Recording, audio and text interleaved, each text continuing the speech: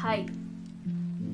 So in the last video we talked about the application process, but this one is going to be about what after the application. So just to summarize, in January and February the application closes. Then the selection process for the first one is in March.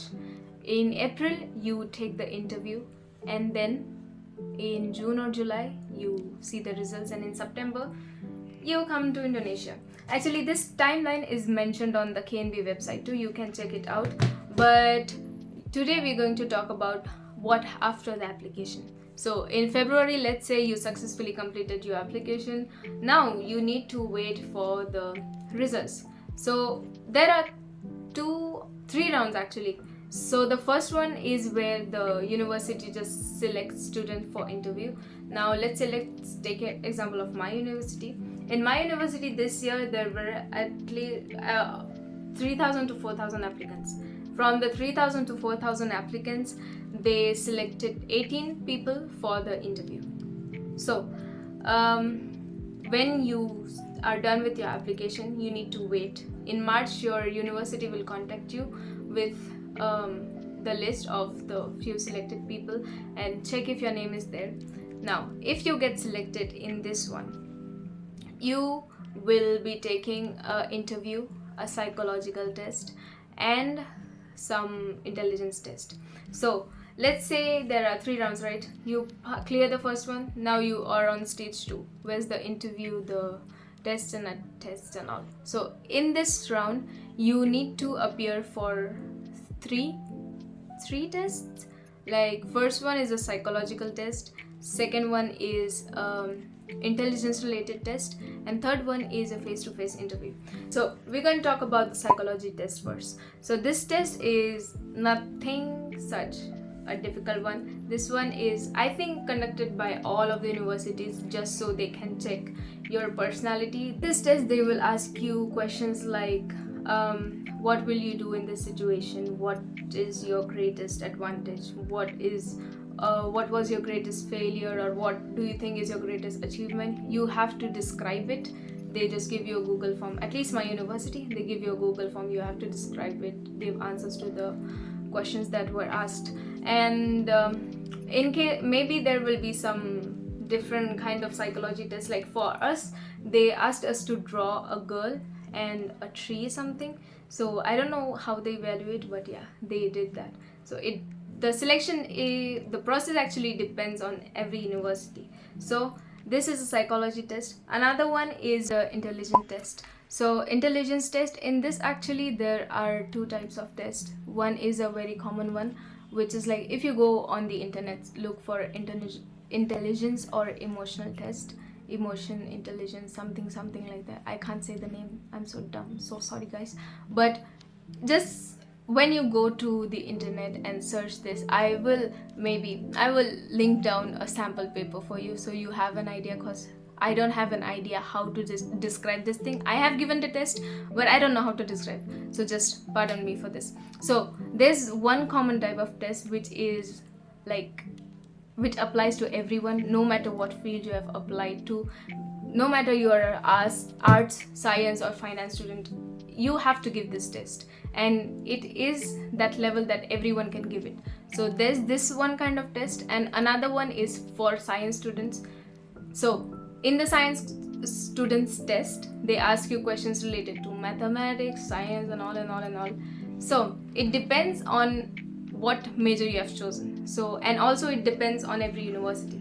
For my university, they do not conduct this another science test, they just conduct this intelligence test, and that's it. So the science one, it depends on the university. For this year, I heard there were few universities who conducted this test for students of engineering, for students who applied to actual science field.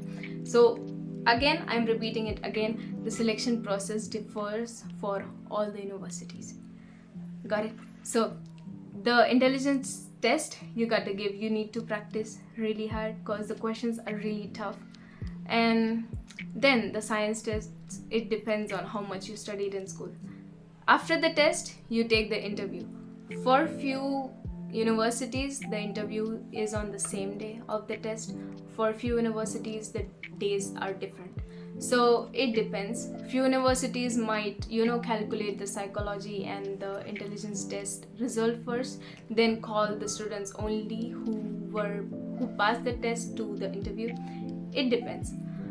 So wait, what was I going to say?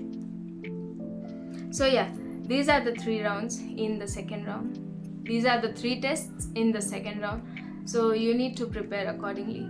And then talking about the interview, then they ask you questions like introduce yourself, why did you choose this university, why do you want to study in Indonesia, if you are in Indonesia, how are you going to cope with the cultural shocks and all. So be prepared. They'll ask you what are the specific things that you think you will be challenging for you. You got to answer that. And it's just an interview type of interview. You need to be dressed formal, guys. Dress properly. It's like your first impression and it's done. So after all the 3 tests, I think they calculate the results, they calculate the marks, and let's say there's a certain criteria.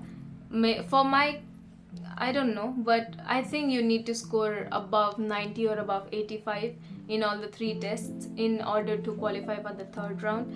In case, let's hope you get above 90, so you get to go to the 3rd round of selection. So the 3rd round of selection, you don't play any role. It's just between the government and the university. The university takes the list of the names of the students to the government. They then tell why we want the student, why the student is good. Then it's on the government to decide whether they want to give you the scholarship or no. Got it? That's it. Yes, that's it.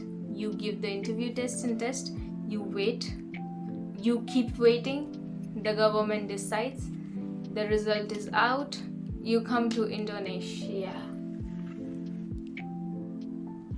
It's not that simple, I know, but yeah, my phone storage just got full, guys. I got the notification, somebody gave me a new phone.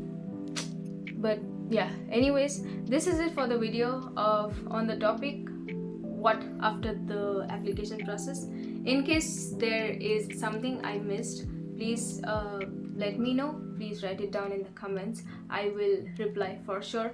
But yeah, please don't text me on Instagram. You can write the questions for me there. You can DM me the questions you have. It's okay. I'll see the questions. I will make a video. I'll include the answer in the videos, but I won't be replying to anyone on Instagram. So in case you have any question, please DM on you. Please comment on YouTube. I will reply.